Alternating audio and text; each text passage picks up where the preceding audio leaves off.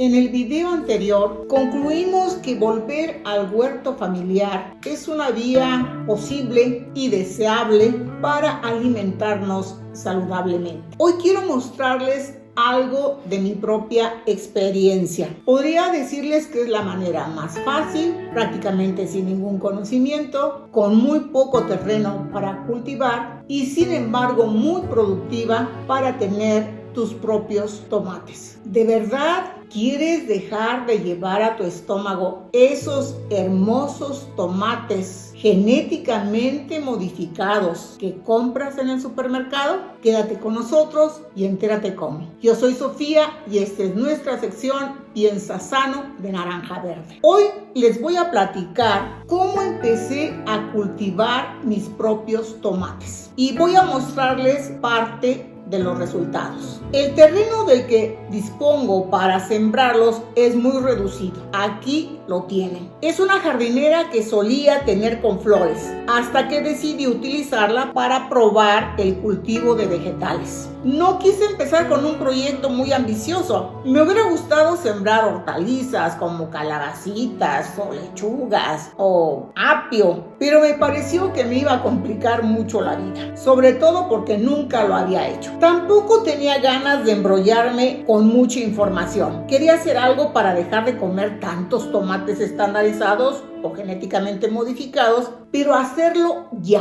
Como dice Lalo, no esperar a hacerlo con la perfección perfecta. ¿Cómo lo hice? Busqué en YouTube y encontré un canal bastante sencillo de seguir. Había que escoger un buen tomate, cortarlo en rodajas, ponerlo en una maceta con tierra, después cubrir esas rodajas con otra capa de tierra, no muy ancha, y esperar a que brotaran las plantitas. Una vez que brotan, ya se pueden pasar al suelo en donde van a crecer. Así lo hice. Les confieso que yo no me metí en mayores embrollos. Tal como decía el youtuber, así lo hice. Yo no preparé terreno, yo no fertilicé el terreno, yo no hice más nada. Cuando las plantitas estuvieron de buen tamaño en la maceta, las trasladé al suelo. ¿Cómo las cuidé? De la manera más sencilla. Lo único que hacía era regarlas. Y yo no sabía nada de cómo regarlas, cada cuándo regarlas, nada. Yo lo hice prácticamente por pura intuición. Hubo cosas que me sorprendieron. Claro, como no tenía ninguna experiencia, me di cuenta que las plantas crecen demasiado hacia los lados. Crecen como un arbusto. Y yo no tenía suficiente espacio para tener a las plantitas así. Después alguien me dijo que había que ponerles una estructura de madera para irlas guiando. Yo lo que hice fue poner unas horquetas como estas que tengo aquí.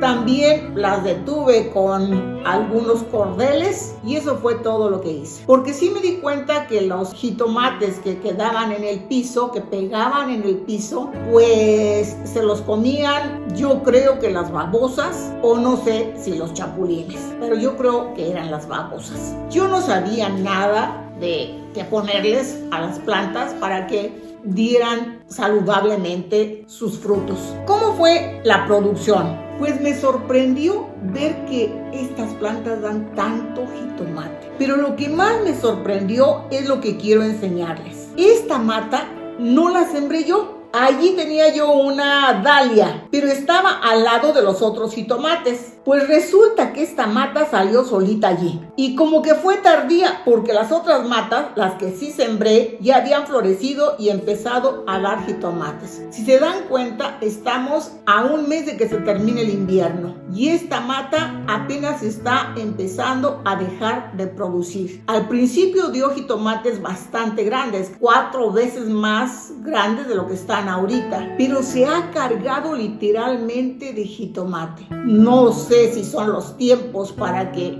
produzca, pero se me hace extraño que en pleno invierno esté en plena producción. Hace días le quité unas partes secas y me di cuenta de que tenía pulgón. Yo nunca me había fijado en eso. Como no sé cómo quitarle el pulgón a los jitomates, pero sí sé cómo quitarle el pulgón a los rosales, utilicé el mismo remedio. Puse en la licuadora unos 4 o 5 ajos, le puse agua, lo licué y luego eso se lo rocié a los jitomates. ¡Eureka! Se desaparecieron los pulgones. Planeo obtener las semillas, lo cual déjenme decirles que debí de haberlo hecho con los primeros jitomates que se produjeron, porque eran unos jitomates mucho más grandes. Ahora, como la planta ya está terminando de producir, ya sus jitomates son más pequeños, pero les voy a enseñar uno que es más o menos el tamaño de sus primeros jitomates. Tengo la esperanza de replicar esta calidad de planta porque realmente ha sido excelente.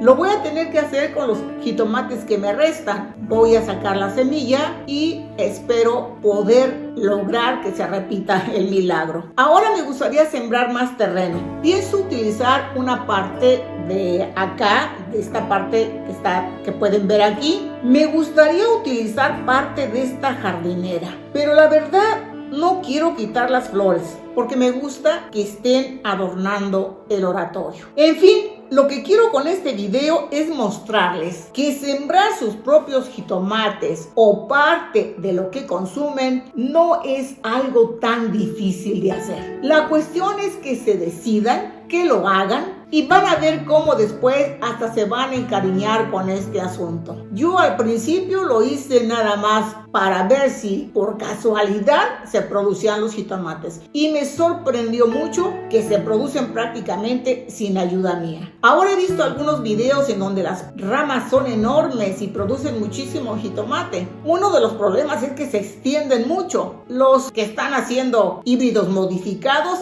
han logrado hacer que el jitomate crezca en espiga, en una sola línea vertical. Pero ya hemos dicho que no se trata de tener los mejores jitomates por su aspecto, por su tamaño, sino por sus nutrientes y por su sabor. No creo que en el futuro yo deje de hacer esto. Más bien me estoy animando a ampliarlo y a sembrar otras hortalizas. Pues naranjitas y naranjos, como ven, esto no es cosa del otro mundo, sí lo podemos hacer y ojalá que ustedes se animen a hacerlo. Si lo hacen, nos cuentan cómo les fue. Hasta la próxima y es todo por hoy.